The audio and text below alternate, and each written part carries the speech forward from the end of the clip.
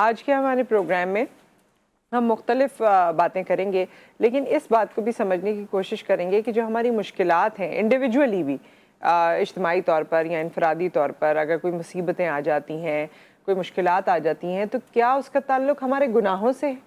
کیا ہم سے ایسی کوئی غلطی سرزد ہوئی ہے کہ اس کا تعلق کہ جس کی وجہ سے ہمیں یہ بھگتنا پڑ رہا ہے؟ اس حوالے سے بھی ہم بات کریں گے۔ دیگر اور اگر وقت ملے گا تو مزید کچھ سورہ ہیں جس کے بارے میں آج ہم چاہیں گے کہ مفتی صاحب ہمیں بتائیں۔ ساتھ ساتھ آپ ہمیں کال بھی کر سکتے ہیں، کال کر کے اپنا سوال پوچھ سکتے ہیں، کوئی وظیفے کے حوالے سے یا کوئی اور آپ کی پریشانی ہے تو وہ شیئر کر سکتے ہیں۔ مفتی عبدالقادر ہمارے ساتھ موجود ہیں۔ السلام علیکم۔ وعلیکم السلام ورحمۃ اللہ وبرکاتہ۔ مفتی صاحب، سب سے پہلے تو یہ جو ہماری مشکلات ہیں اس میں وہ انفرادی بھی میں بات کر رہی ہوں جو ہر گھرانے کی، ہر شخص کی اپنی اپنی ہیں، اور اجتماعی طور پہ بھی جو ہماری مشکلات ہیں۔ ویسے کسی کے گھر میں کوئی ایسی بات ہو جاتی ہے تو لوگ کہتے ہیں کہ اس کا تو کردار ایسا تھا، اس کے تو اعمال ایسے ہیں، اس کی وجہ سے اس کو یہ سب کچھ دیکھنا پڑ رہا ہے۔ تو کیا یہ گناہوں کی وجہ سے ہوتی ہے جو آپ کی روزی رزق میں بھی کمی ہو جاتی ہے، دل کا سکون بھی چھن جاتا ہے، دیگر اور چیزیں بھی ہو جاتی ہیں، مشکلات ہی مشکلات لگتی ہیں زندگی میں؟ بسم اللہ الرحمن الرحیم، صلی اللہ علی النبی الامی وعلی آلہ وصحبہ وبارک وسلم۔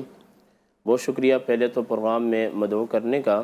جی۔ اور جہاں تک آپ کے سوال کا تعلق ہے تو قرآن کریم کے اندر یہ بات ہے کہ جو شخص اللہ کے ذکر سے غافل ہو جائے تو اللہ تعالیٰ اس پر روزی کو تنگ کر دیتا ہے۔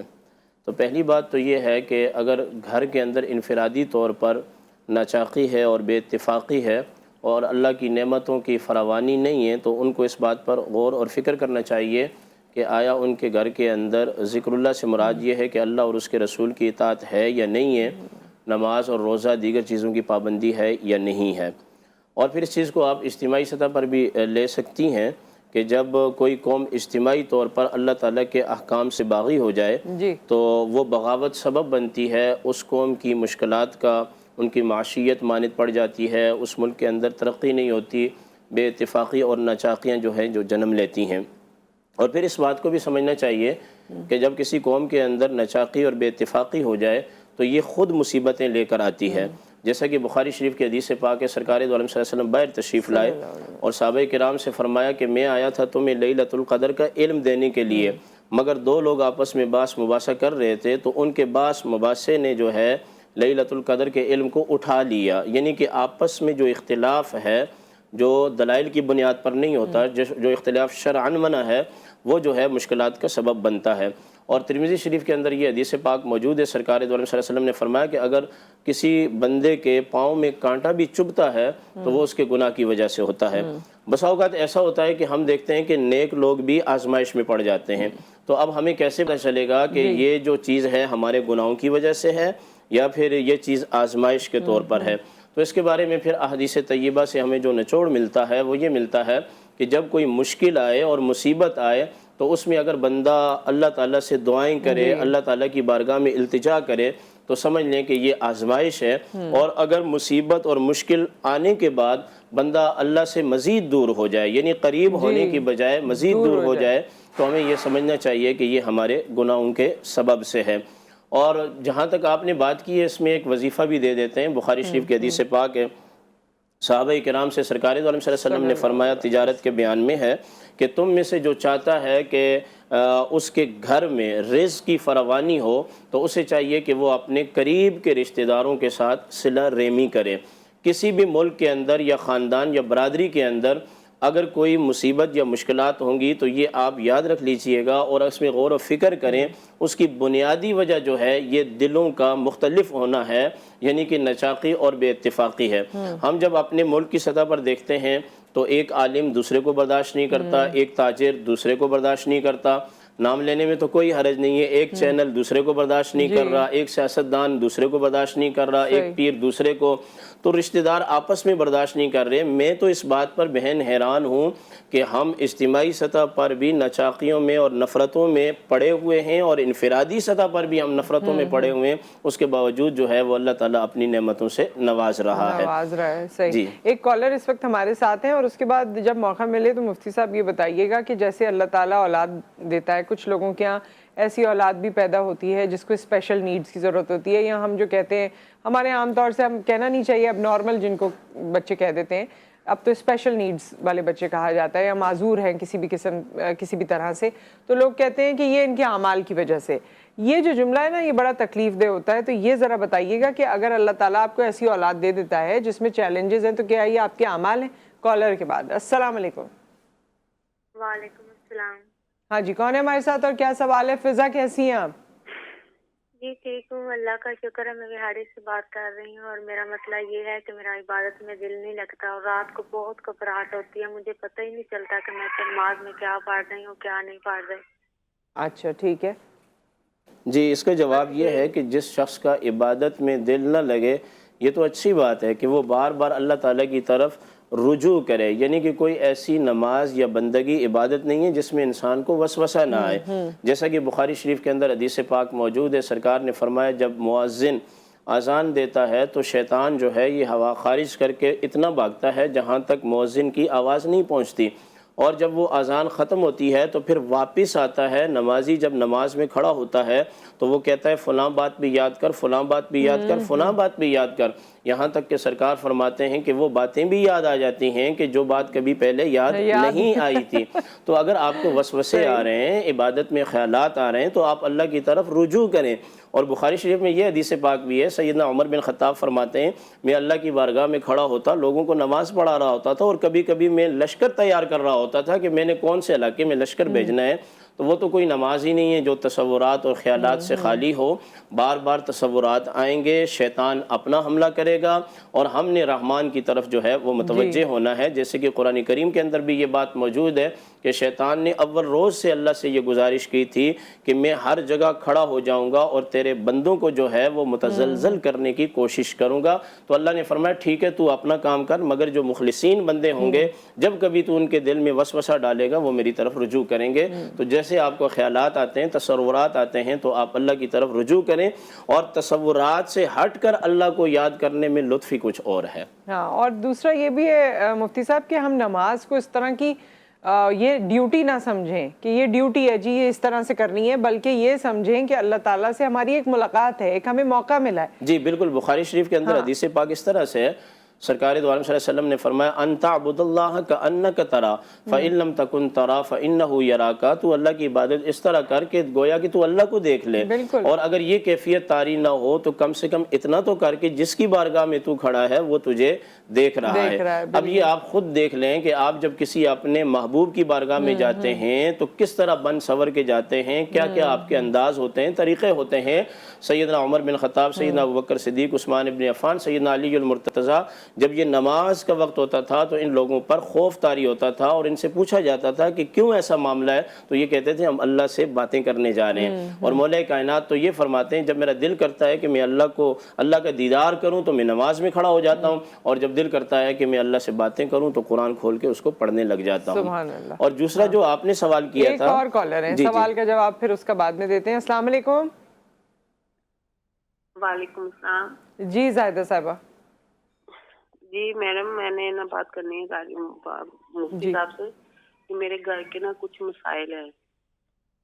جی. گھر میں پریشانی بہت ہے اور کاروبار میں بھی کوئی ایسی مطلب نہیں ہے، کوئی بچوں کے بھی بڑے مسائل ہیں، اور بڑی بیٹی کی شادی کا بھی بڑا مسئلہ ہے. اس کے شادی کے بارے میں نے قاضی صاحب سے رائے پوچھنا ہے کوئی. ٹھیک ہے، آنر بتائیں گے. گھریلو ناچاکیاں بہت، بچوں کے نا بچوں میں سلوک اتفاق نہیں ہے، کوئی محبت نہیں ہے، کوئی پیار نہیں ہے ان کا. ٹھیک ہے. اچھا، آپ کی ساری بات کا زاہدہ صاحبہ ہم جواب دیں گے. بریک آگے، بریک کے بعد ہم واپس آتے ہیں. زاہدہ صاحبہ نے جو سوال کیا اس کا بھی جواب دیں گے، اور ایک سوال میں نے مفتی صاحب سے کیا اس کا بھی جواب ہم مفتی صاحب سے لیں گے آفٹر دا بریک.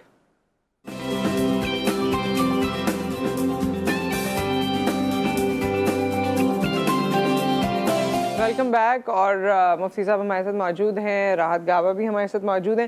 مفتی صاحب سوال کیا تھا ہم سے کالر نے.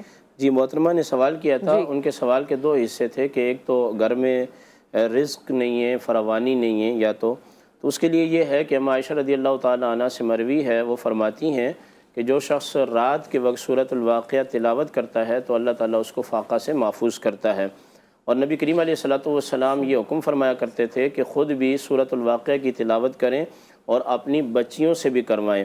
اچھا، میں 2-4 دن پہلے حدیث کا مطالعہ کر رہا تھا تو میں سوچ رہا تھا کہ یہ جو سرکار نے فرمایا بچیوں کو بھی سکھائیں، یعنی بیٹیوں کا خاص طور پر حکم ہے، تو اس حدیث میں بچوں کا ذکر نہیں ہے، تو اس میں یہ سمجھ پایا کہ بنسبت لڑکے کے جو بیٹی ہوتی ہے وہ باپ کے اور ماں کے درد کو زیادہ سمجھتی ہے، تو اس لیے معمول بنائیں کہ رات کے وقت خود بھی پڑھیں، انشاءاللہ کرم ہوگا۔ اور دوسرا جو آپ کا سوال ہے کہ بچی کے رشتے کا معاملہ ہے، ابھی حال ہی میں ہمارے ایک جاننے والے تھے، کافی عرصے سے ان کے بیٹی کا رشتہ نہیں ہو رہا تھا، تو میں حدیث پڑھ رہا تھا کہ سرکار نے فرمایا کہ ہر چیز کی ایک دلہن ہوتی ہے اور قرآن کی دلہن جو ہے وہ سورہ رحمان ہے، تو انشاءاللہ العزیز ان کو بھی میں نے بتایا آپ بھی سورہ رحمان کی تلاوت کریں، زور کی نماز کے بعد کریں تو بہت اچھا ہے، نہیں تو جب بھی آپ کو وقت ملتا ہے سورہ رحمان کی ایک مرتبہ تلاوت کریں، جس آپ کی بیٹی کا رشتہ نہیں ہو رہا ان کو حکم کریں، انشاءاللہ العزیز ان کا مناسب اور اچھا اور ان کے کف میں رشتہ ہو جائے گا، مجھے اللہ کی ذات سے امید ہے۔ اور جو آپ کا سوال تھا کہ اگر کسی کا معذور بچہ معذور بچہ پیدا ہو جاتا ہے تو کیا یہ اس کے گناہ کی، تو یاد رکھ لیجئے کہ یہ جو بچے کا دینا ہے اولاد کا، یہ اللہ کی منشا اور اللہ کی مرضی کے مطابق ہے، وہ چاہے تو نیک اولاد دے دے اور وہ چاہے تو بیمار دے دے، چاہے تو تندرست دے دے، یہاں تک کہ نوح علیہ السلام سے بھی یہ بات فرمائی گئی کہ یہ جو آپ کا بیٹا ہے آپ اس کو ساتھ نہیں لے جا سکتے، تو اس کو اگر اس کے پیدا ہونے کے بعد آپ اللہ کی طرف رجوع کرتے ہیں، دعائیں کرتے ہیں، تو سمجھ لیں آپ کے لیے آزمائش ہے، اور اگر لوگوں سے شکوے اور شکایت اور اس کی موت کی دعا کرتے ہیں تو سمجھ لیں پھر آپ کے گناہوں کا سبب ہے۔ ایک کالر ہمارے ساتھ ہیں، السلام علیکم۔ السلام علیکم۔ جی السلام علیکم جی صوفیہ، وعلیکم السلام۔ جی میں صوفیہ بول رہی ہوں، میں نے پتہ کرنا تھا، ہم نے شادی رکھی ہوئی تھی تو میرا بہنوئی فوت ہو گیا، اچھا، تو میری سسٹر عدت میں ہے، تو اس کی وہ شادی میں شامل ہو سکتی ہے کہ نہیں؟ میرا بھانجا نہیں ہونے دے رہا اس کو شادی میں شامل، ہم نے 25 فروری رکھی ہوئی ہے، تو اتنی دیر تک 3 ماہ گزر جائیں گے، تو شادی کس کی ہے؟ عمر رسیدہ بھی ہے۔ نہیں، شادی کس کی ہے ان کے؟ شادی میرے بیٹے کی ہے۔ اچھا، اور آپ اپنی بہن کے لیے پوچھ رہی ہیں نا؟ صحیح، ٹھیک ہے۔ ان کے بہنوئی کی ڈیتھ ہو گئی ہے، ٹھیک ہے، ان کے بیٹے کی شادی ہے، تو وہ بہن کو یہ چاہتی ہیں کہ شرکت کریں، لیکن عدت شاید مکمل نہیں ہوگی اس وقت تک۔ تو اس میں حکم یہ ہے کہ وہ صحیح کہہ رہے ہیں، شرعی مسئلہ تو یہ ہے کہ وہ شادی کے اندر شریک نہ ہوں، وہ خاتون کی جس کا کوئی کمانے والا نہیں ہے وہ دن میں جائے کام کاج کر کے رات کو واپس آ جائے، اس کے علاوہ عدت کے اندر باہر نکلنے کی اجازت نہیں ہے، شرعی مسئلہ تو یہی ہے، باقی آپ دیکھ لیں کہ آپ نے شریعت پہ عمل کرنا ہے یا اپنی خواہشات پہ، وہ ایک الگ چیز ہے۔ قرآن اور حدیث کے مسائل میں ہمیں جو ہے وہ اللہ اور اس کے رسول کی مرضی کے مطابق چلنا چاہیے۔ اچھا مفتی صاحب، اسی میں کیونکہ یہ سوال آ گیا ہے، اکثر لوگ کہتے ہیں کہ اگر والدہ کی یا جو بھی معمر خاتون ہیں جن کے ساتھ یہ معاملات ہوئے ہیں ان کی عمر زیادہ ہے تو پھر عدت کی ضرورت نہیں ہے یا عدت کم ہو جاتی ہے؟ نہیں، یہ عدت سوگ کہلاتی ہے، یعنی عدت 2 طرح کی ہوتی ہے، ایک تو ہوتی ہے استبراء رحم کے لیے، یعنی کہ کسی خاتون کا کسی کے ساتھ نکاح ہوتا ہے تو وہ طلاق دیتے ہیں یا جوان فوت ہو جاتا ہے تو اس لیے گزاری جاتی ہے تاکہ ان سے بچہ نہ ہو، امید سے نہ ہو، ایک بات تو یہ ہے۔ لیکن جو معمر خاتون ہوتی ہے، سن رسیدہ ہوتی ہے، قرآن کریم نے اس کے بارے میں بھی عدت سوگ کو بھی رکھا ہے، اور جو طلاق پڑ جائے اگر کسی سن رسیدہ خاتون کو تو اس کے لیے بھی عدت ہے، لیکن اس کی ماواری جو ہے وہ عمر کے بڑھنے کے ساتھ ساتھ ختم ہو جاتی ہے، تو اس کے بارے میں قرآن کریم نے کہا ہے واللائی یئسن من المحیض، یعنی جو حیض سے ماواری سے مایوس ہو جائے تو وہ بھی 3 ماہ کی جو ہے وہ عدت گزارے گی۔ تو بیوہ بوڑھی ہو وہ بھی عدت میں بیٹھے گی، جوان ہو وہ بھی عدت میں بیٹھے گی۔ تو عدت کی 3 قسمیں ہیں، ایک تو طلاق کے بعد عدت جو ہوتی ہے اگر عورت حمل سے نہ ہو تو وہ 3 ماہ ہے، یعنی 3 ماواریاں ہیں، اور اگر حمل سے ہے تو وضع حمل ہے، قرآن کریم نے کہا بچہ پیدا ہو جائے گا تو وہ خاتون عدت سے باہر آ جائے گی، اور اگر بوڑھی خاتون ہے تو وہ 3 مہینے گزارے گی۔ اچھا، اس میں ایک اور میں گزارش کر دوں کہ یہ جو عدت کے 3 ماہ ہے نا، وہ خاتون کے جس کو منسز نہیں آ رہے، ماواری نہیں آ رہی، وہ چاند کے حساب سے پورا کرے گی، یعنی لوگ انگریزی تاریخ لیتے ہیں، عدت کا تعلق حج کا، زکوٰۃ کا، روزے کا چاند کے ساتھ ہے، یہ قمری مہینوں کے ساتھ نہیں ہے۔ صحیح جی، کالر اس وقت ہمارے ساتھ ہیں، السلام علیکم۔ وعلیکم السلام۔ جی جی میں نے وہ استخارہ کروانا تھا، وہ کاروبار کر رہے معاملات بڑے اچھا رہتا ہے، کھیت بھی بڑی صاف رکھتی ہے۔ سعید احمد صاحب میں کہہ رہے ہیں استخارہ کروانا جی تھا۔ آپ استخارہ کریں، خود کریں، حدیث میں تو استخارے کا خود آیا ہے، اور اگر ہم سے آپ استخارہ کروائیں گے تو یہ تو آپ کو پھر چینل سے رابطہ کریں گے، چینل چاہے تو ہمارا نمبر دے دے چاہے تو نہ دے، یہ تو آپ کی ثوابدید پہ فی الوقت آپ کا استخارہ نہیں ہو سکتا۔ فوراً آپ نمبر لے لیجئے سعید احمد صاحب، ان کا دے دیں آپ کا نمبر۔ جی دے دیں، میرا نمبر دے دیں ٹھیک اگر ہے، دینا آپ کا چاہیں۔ نمبر، آپ نمبر سے ان سے بات کر لیں، لیکن اس میں انہوں نے بڑی اچھی بات کی اور آپ نے بھی اچھا جواب دیا۔ مفتی صاحب استخارے کو ہم نے سمجھا ہی نہیں ہے۔ جی استخارہ جو ہے وہ استخارے کی دعا جو 2 نفل آپ پڑھ کے جی استخارے کی دعا کرتے ہیں، اس کے بعد میری نالج تو یہ ہے کہ کوئی خواب نہیں آنا ہوتا، بلکہ اللہ تعالیٰ اگر وہ کام بہتر ہے تو ہو جائے گا جی، آپ کے خود لیے، بخود اسباب اور پیدا اگر ہوں گے۔ بہتر نہیں ہے تو رک جائے گا۔ جی اچھا، یہ استخارہ جی ہے۔ یہ آج کل کے دور میں استخارہ ہم سے کرواتے ہیں، حالانکہ خود کرنا چاہیے۔ ترمذی شریف کے اندر روایت موجود ہے، صحابہ فرماتے ہیں سرکار دو عالم صلی اللہ علیہ وسلم استخارے کی تعلیم ہمیں ایسے دیتے تھے جیسے قرآن پاک کی تعلیم دیتے ہیں۔ جی تو باقاعدہ اس کی دعا ہے، اور اس کے بعد پڑھنے کے بعد سو جائیں، اور اس کے بعد خود ہی اسباب پیدا ہوں گے۔ یہ جو لوگوں میں مشہور ہے نا کہ سرخ رنگ دکھ جائے تو کام سے رک لگ سبزہ دکھ جائے، گیا، سبزہ مطلب دکھ گیا تو وہ کام کرنا ہے، ایسا کچھ بھی نہیں ہے۔ بہرحال آپ خود کوشش کریں، خود استخارے کو سیکھیں، نہیں ہے تو پھر آپ کسی سے رابطہ کر سکتے ہیں۔ اور ورنہ آپ کو نمبر بھی دے دیا ہے، اس سے بھی آپ استفادہ کر سکتے ہیں۔ السلام علیکم، کالر ہمارے ساتھ ہیں۔ وعلیکم السلام۔ جی آمنہ کیسی ہیں؟ جی میں آمنہ بات کر رہی ہوں، الحمدللہ۔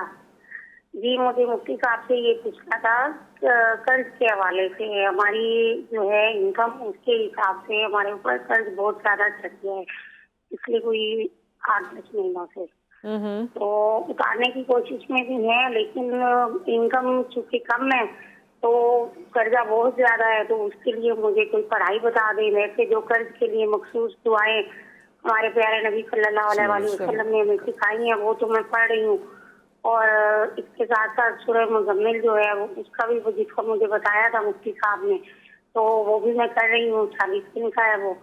تو اگر آپ بتا دیں کہ اللہ پاک کوئی جلدی اسباب پیدا کرے کہ ہمیں اس بارے قرض سے نجات مل سکے۔ نماز کی پابندی کرتی ہیں آپ آمنہ؟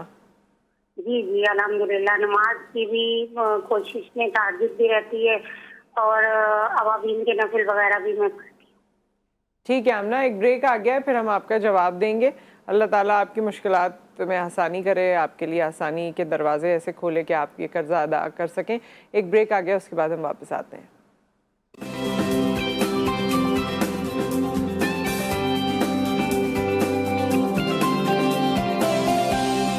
Welcome back. ہمارے ساتھ راحت گابا موجود ہیں اور مفتی عبدالقادر صاحب موجود ہیں۔ مفتی صاحب، ہم سے آمنہ نے سوال کیا تھا قرض کے حوالے سے، اور باقی تمام لوگ بھی، جو آج کل کا دور ایسا ہے، مشکلات ہیں سب کے لیے، اگر کسی نے قرض لیا ہے تو کیا کریں؟ جی پہلی بات تو یہ ہے کہ قرض لیتے وقت ہماری دینی کتب میں یہ بات موجود ہے کہ بندہ پکی نیت کرے کہ مجھے اگر قرض حسنہ مل گیا تو اس کو میں بر وقت لوٹاؤں گا، اور پھر جتنا جتنا آپ کے پاس آ رہا ہے تو آپ، یہ ہمارا تجربہ بھی ہے کہ کوشش کریں کہ پہلے آپ قرض کا پیسہ جو ہے وہ ان کو ادا کریں۔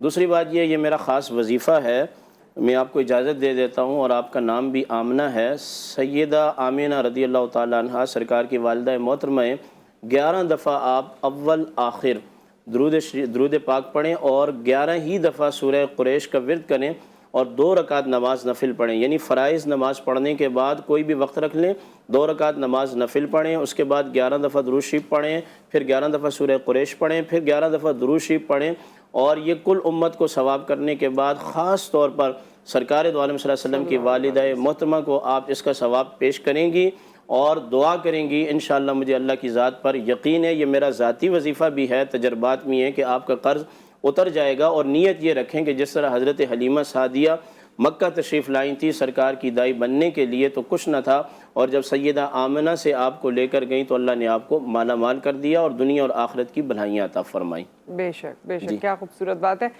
مفتی صاحب، کوئی ایک چیز ویسے لوگوں کے لیے آج کل کے دور کو سامنے، دور حاضر کو سامنے رکھتے ہوئے، کوئی ایسا وظیفہ، کوئی ایسی بات جو کہنا چاہیں؟ پھر ہم جی میں یہ کہنا چاہوں گا کہ سب سے اچھا اور بہترین وظیفہ یہ ہے کہ آپ لوگوں کے بارے میں اچھا سوچیں۔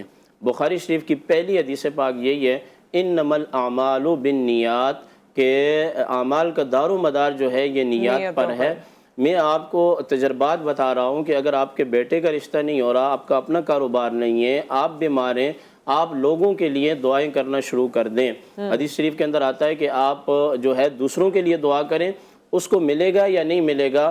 یہ جو فرشتے بیٹھے ہوتے ہیں دائیں کندھے پر، یہ اللہ سے عرض کرتے ہیں کہ مولا اس کو اگر نہیں مل رہا تو آپ ایسا کریں یا رب کریم جو دعا کرنے والا ہے اس کو دے دیں. ابھی حال ہی میں ہمارے ایک دوست آئے، وہ کہنے لگے یار یہ جو علماء ہوتے ہیں بظاہر ان کی آمدنی اتنی نہیں ہوتی مگر یہ خوشحال ہوتے ہیں. تو بہن میں نے ان کو بھی یہی کہا کہ ہم نے کہا کہ ہم ہر نماز کے بعد کہتے ہیں یا اللہ بے اولادوں کو اولاد دے، بے روزگاروں کو روزگار دے. ہم دنیا کے لیے مانگتے رہتے ہیں تو اللہ تعالیٰ ہمارے معاملات کو بڑی آسانی کے ساتھ جو ہے وہ چلاتا ہے. اس لیے لوگوں کے لیے مانگنا شروع کریں، لوگوں سے محبت کریں، اور گھر میں آتے جاتے السلام علیکم ورحمۃ اللہ وبرکاتہ اس کو معمول بنائیں، انشاءاللہ مشکلات حل ہو جائیں گی. بہت شکریہ مفتی صاحب.